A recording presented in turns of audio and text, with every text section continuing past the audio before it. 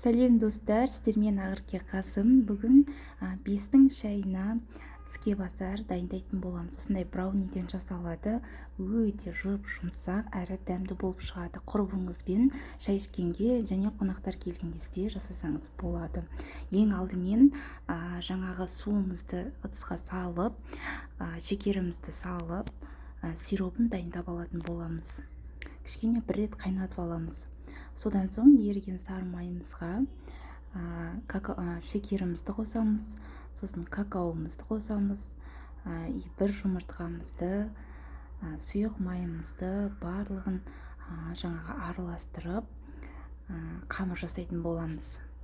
Мына жерде разрыхитель, ұн қостым, барлығын осылай жабысылап араластырып, жұмсақ қамыр илейтін боламыз.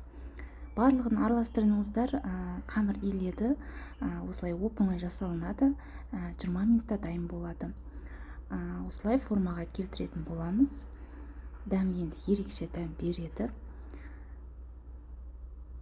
Осылай формаларға салып, пергаментті қағазға 120 градуста 20 минутта пісетін болады. Міндетті түрде жасап көріңіздер, дәмі өте ерекше болып шығатын печенье, брауни печеньесі. Осы видеом сіздерге ұнаған болса, менің рецептім маған тіркеліп, лайк, комментария білдіріп, қолдап кетіңіздер. Міне пісіп шықты. Енді пісіп шыққаннан кейін жаңағы суытып қойған сиробымызға осылай малып аламыз әрқайсысын. Өзі жұмсақ болып піседі, жаңағы сиропқа салғаннан кейін өте жұмсақ болып, әдемі болып тұрады. Әрі дәм береді.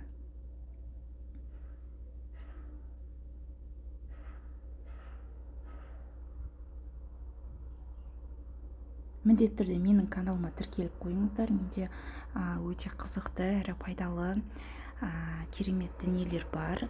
Рецепттермен бөлісіп жатырмын.